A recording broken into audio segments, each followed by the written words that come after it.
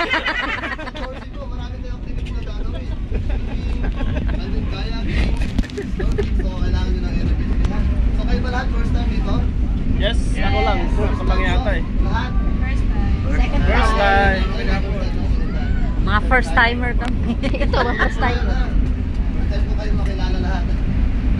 Okay, so mami sir, welcome po sa Andito. And welcome po sa aming company, Overlap Travel and Tours and welcome to Good Salibus. Overlap pala sila. Overlap number 1. Huwag natin kakalimutan yung pangalan ng boat natin. Sa island, napakaraming gusto. Magkakapareho yung design, pareho yung kulay. And magkakaiba naman yung pangalan ng tower dito. Okay? Yung pangalan ng boat natin ano po? Overlap number 1. Kasi sa dito, maraming overlap. Hindi lang isa. Yung sa atin number 1 po, may number 2 pa. Okay. Overlap 1. Overlap 1 po yung boat natin ngayon. Okay? And also po, huwag nyo rin kakalimutan yung pangalan ng tour guide ninyo. Sino?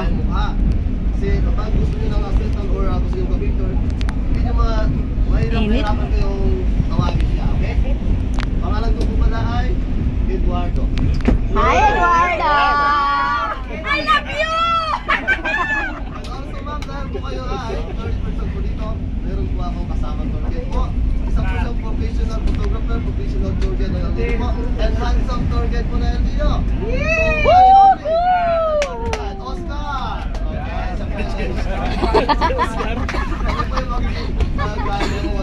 Okay? And also mapakilala ko rin po natin mga boat tour dito.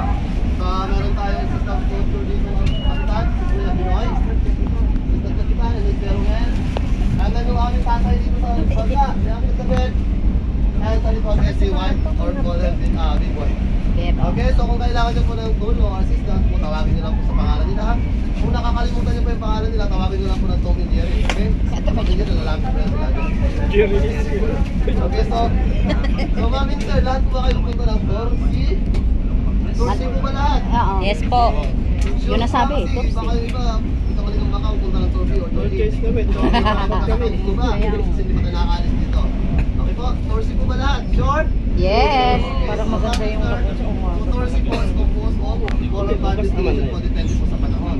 Pero ngayon po ay medyo maalon po sa outside part po sa West Philippine Sea. Maalon po ngayon, mataas po alon doon. So meron po tayong mamimiss na island today. Yun na po ay ang Secret Beach. Kasi yung Secret Beach po, nakaharap po siya sa West Philippine Sea po. Or sa, ano na po yun siya, Open Sea. Malakas na yung alon doon sa part na yun. Ayun po kayo, makikita nyo naman situation. Pakita ko sa iyo, situation. And butas ng Secret Beach, maliit lang. And then yung high tide blocks na po siya ng tubig. Makapunta lang ako may alon pa. Okay. Kahit good swimmer pa, hindi na kayo makakapasok doon. Kahit ako, maaaring hindi ako makakapasok doon, hindi ko kakayanin yung lakas ng Parents. Ano yun? Yan po yung pinakadelikado destination ko doon. Okay po? So huwag kayo mag-alala, papalitan ko naman yung Secret Beach po. Papalitan namin ang kayaking activity. Isa po sa pinaka-highlight din po ng dito, yun po ay ang Canlaw Lagoon. Canlaw Lagoon. Okay po? Pero yung Canlaw Lagoon po ay ginagamit po yung malimit ng survivor. Ano po, survivor swimming. Kasi may survivor swimming po kami dito. Po. Ang time ko namin na wala sila doon ngayong umaga, makapasok tayo doon. Pag nandun na yung umaga doon sila, hapon tayo po. And then yung hidden beach naman po, ay din po yung pinaka-beach nila. Ng survivors po. Ano sila po? Start pa sila ng February until March pa sila. So, check natin po yan kung nandun pa sila. Yung kapag nag-shooting sila doon, hindi po allowed yung tourist na pumasok doon. Hindi po allowed kahit sinong baka lumapit doon. Kasi para sa kanila rin, tapos nilirentahan po nila yan tatlong buwan po. So maglala, papalitan natin ang ibang destination para makompleto natin yung package destination. So meron tayo Helicopter Island, Philippine Beach, yung Secret Beach, hindi natin mapuntahan yan kasi kapos gawa ng malakas araw. Napalitan namin ang Canlaw Lagoon, and then lunch area natin, and then snorkeling activity po tayo.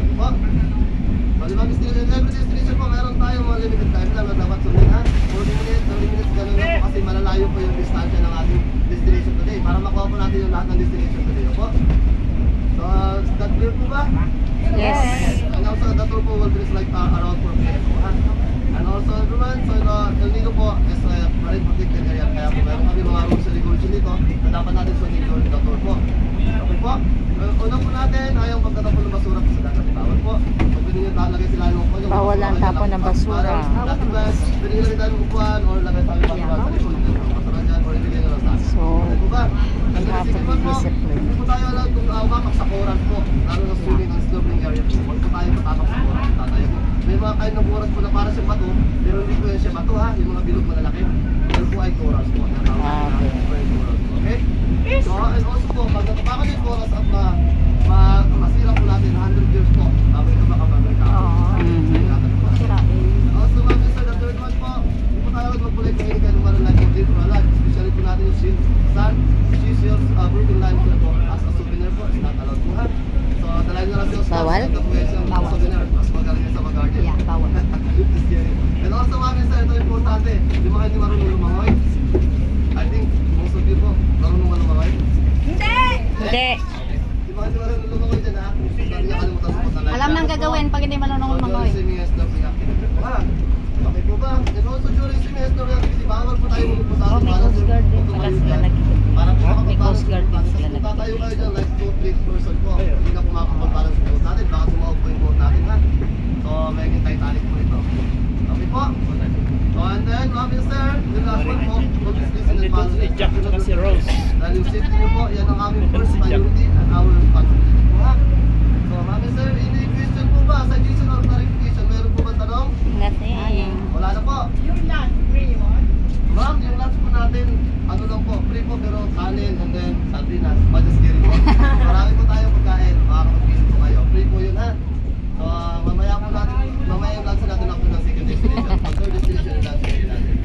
So, around, siguro po, kung mag-visit natin sa, mag-visit natin ng tapos yung dalawang destination, makakain tayo ng around 1 p.m. po. Pero kung matidali tayo, mga 1 to 2 p.m. Okay po ba? Kaya kailangan natin i-divide yung time natin. Manghuli tayo Ano po ng yung shark. tanong? Hawin. Merienda po. So, pwede kayo bumili doon. Meron po mga floating tawag dito, Store. Okay? Floating store. Floating 7-Eleven po. Oh. Wala. Wala na po ibang tanong kasi ang tanong ko po kung wala na mamaya, wala na akong sasagot. Wala na tanong. Wala na. Tanong, wala na rin ako sasagot sa inyo. And then everyone, maraming salamat sa pakikinig and God bless our for today. Have a great day and mabuhay.